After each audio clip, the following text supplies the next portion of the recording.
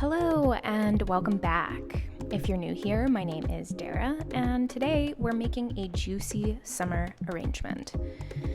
Before we begin though, I'm excited to announce that I'll be hosting a Flora Lux design class at my Los Angeles studio, as well as online.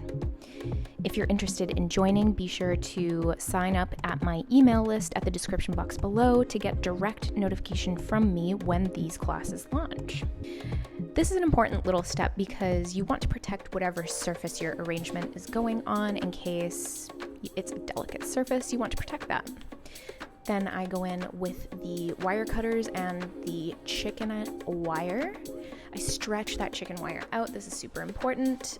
And cut the end of that piece off. I put this in the bottom of the vase. This is to catch the ends of the stems because this isn't a loose arrangement. We need as much room as possible inside the vase, and this is the best way to do it.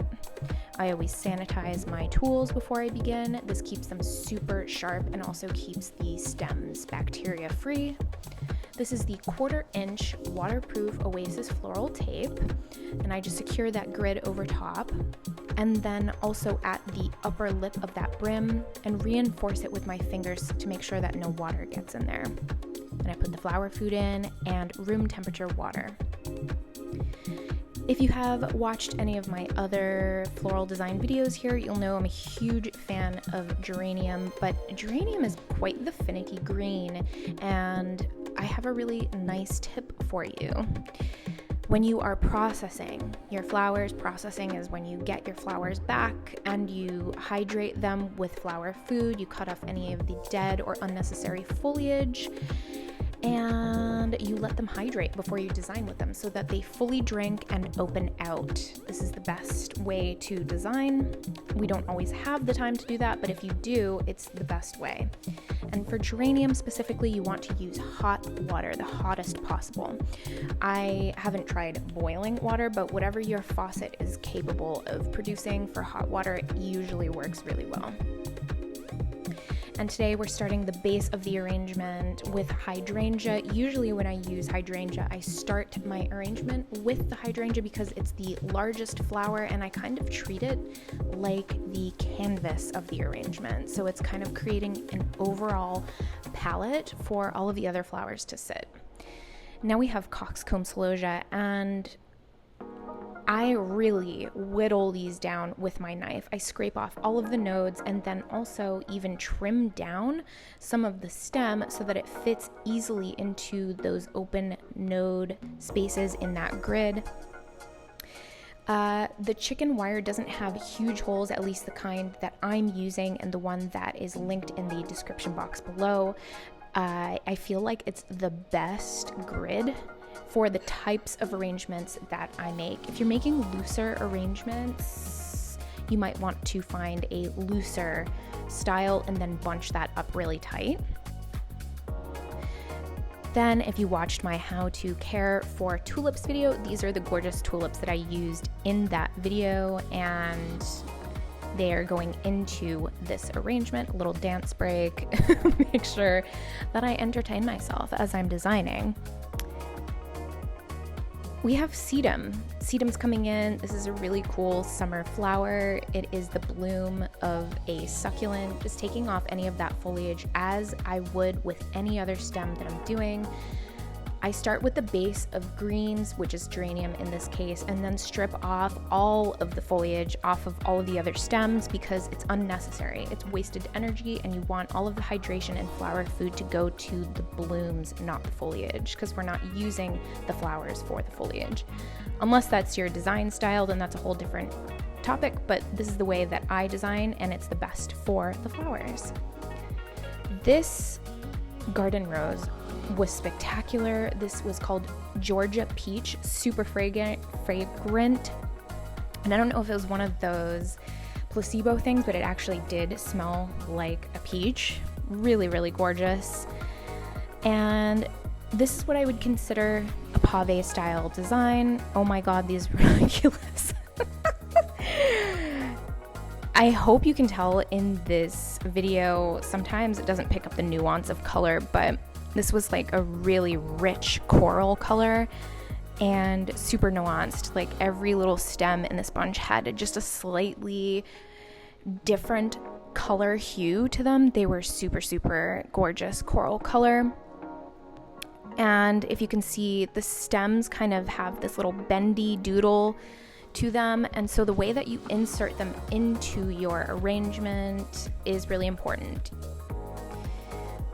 Now we have Queen Anne's lace. This is misty green. Queen Anne's lace is a much more compact, longer lasting, and doesn't shed like the traditional Queen Anne's lace.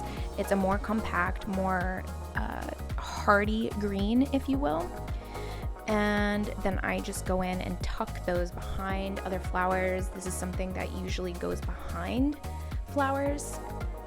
I don't put them on top because it's more of like a big filler flower. Usually when I'm designing with geranium, I want it to be kind of undetectable, at least on the inside of the arrangement, and then when little pieces stick out, like you can see here, it just gives this nice little accent. I don't really use them as like a heavy greenery in my arrangements. Here's a carnation that I use a lot. This is gorgeous. It's a mauve specialty carnation, and I always fluff those out when I'm designing, because usually by the time I go to design, the time between processing and designing is not long enough for them to open out, and I usually buy them fresh. So fluffing them really helps to make them appear super full and filled out and hydrated. And oh, this gorgeous, oh my god, the spray rose was it's kind of like the Georgia peach, but a miniature version, and super, super special. Really, really gorgeous peach color. And this coral rose. I like to use several different varieties of roses when I'm designing these pave style arrangements. It gives you a variance in texture and shape and size, which is important. If you were to use all of the same size flowers, it would be difficult for the eye to rest. So I feel like using different sizes, different shapes, and different colors, as well as different textures, creates a really gorgeous overall textural tapestry, if you will. If you can tell from this video, I use both hands to design. So usually when I'm putting one flower in, I will move other flowers out of the way with my other hand, and I will hold one hand steady, pushing the bloom down, and the other one kind of holding it in the exact place that I want it. This is kind of a difficult thing to explain, but yeah, usually I will envision where I want it to go, hold it in place, and then push it all the way down. I always end my arrangement with finishing touch. This is a non-negotiable last step, and I also added explosion grass to this arrangement. It can really help break up the voluminous nature of these pave style arrangements, and the overall effect just gives it a lot more movement.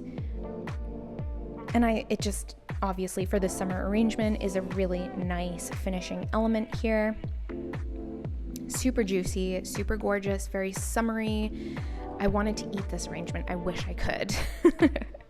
Okay guys, thank you for joining me today in this video. I hope that it was helpful. And if you do want to sign up for that class, again, be sure to sign up at the email description in the description box below. If you enjoyed this video, give it a thumbs up and subscribe for more floral design education and entertainment. We'll see you in the next one.